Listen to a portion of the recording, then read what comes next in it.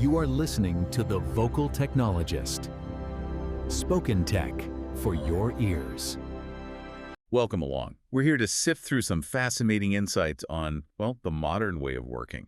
We want to pull out those surprising facts and maybe some practical ideas you can actually use. Sounds good. There's definitely a lot changing out there. Absolutely.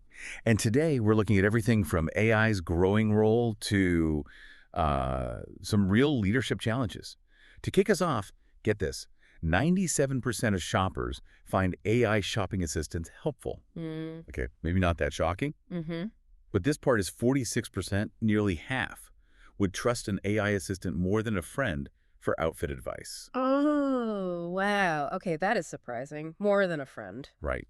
It really makes you think, doesn't it? It absolutely does. And you know, what's really fascinating here is just how fast AI isn't just like tweaking consumer habits, it's fundamentally reshaping the whole digital experience. How so? Well, take conversational shopping, where you chat with an AI, like a really clued up sales assistant. Yeah. That's driving, on average, a 33% increase in revenue per visit. 33%. That's huge. It is. And it's not just efficiency. It's almost like it's rehumanizing digital stuff by making it more, intuitive, personal. That's a really interesting take. Rehumanizing. So if AI is doing that, what about behind the scenes for businesses? Well, that's where it gets even more transformative, potentially. We're starting to see this future where AI agents could maybe replace some traditional software tools. Like SaaS, things like Salesforce. Exactly.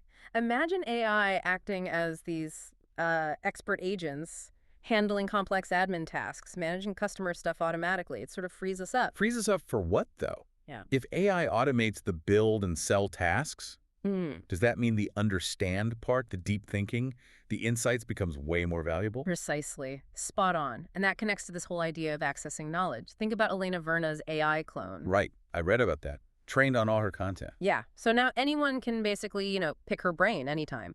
Instantly get her expertise. That's kind of mind-bending, the implications for learning, for mentorship. Exactly. It makes specialized knowledge so much more scalable and accessible. Okay, so shifting from the digital frontier back to the more, let's say, human side of work, operations. Post-2020, we saw this big boom in product operations. What's that about?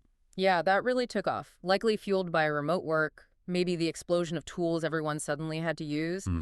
Product ops, essentially, it formalizes communication, support systems. It's about making sure product teams have what they need, the right processes, info flow to actually thrive, especially when they're spread out. Got it. So better systems. But that brings up leadership, right? How do leaders maintain high standards but also delegate effectively? It's a classic tension. It really is. The key seems to be viewing delegation not as on-off, but as a spectrum. You adjust how involved you are based on someone's task-relevant maturity. Meaning how ready they are for that specific task. Exactly. Are they experienced with this or learning? And crucially, leaders have to avoid that temptation to just hide in the work they find comfortable instead of empowering others.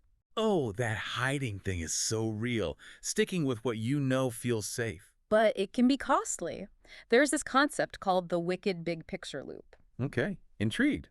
What's that? So imagine executives asking for simplified summaries, right? Just the highlights. Yeah, makes sense. They're busy. But then teams maybe wanting to look good or just avoid complexity, filter out the nuances, the tricky bits, the warnings. No. And this happens over and over, simplifying, filtering, until the picture is so distorted that reality is obscured. Eventually, boom, a crisis hits because nobody saw the full picture. And everyone scrambles back to the messy truth they were avoiding.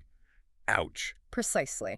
So for leaders, it means you have to embrace accountability, face the unfiltered truth consistently, no hiding. That takes courage. It does. And sometimes it also involves facing internal stuff, like unacknowledged emotions. They can really drain your willpower without you realizing it. Well, suppressed feelings take energy to keep down.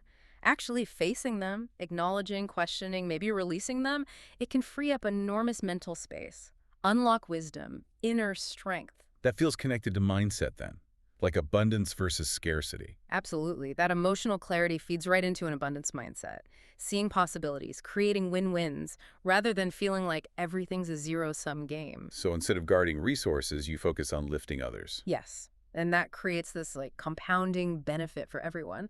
And speaking of shared understanding and clarity, there's one more piece, often overlooked. Go on.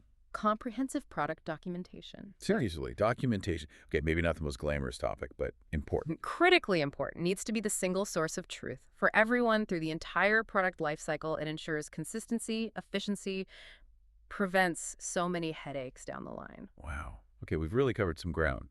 From AI changing how we shop and learn, to deep dives into leadership loops, mindsets, even documentation. It's a lot, isn't it? The landscape is definitely shifting. It really is. And maybe a final thought for you to consider.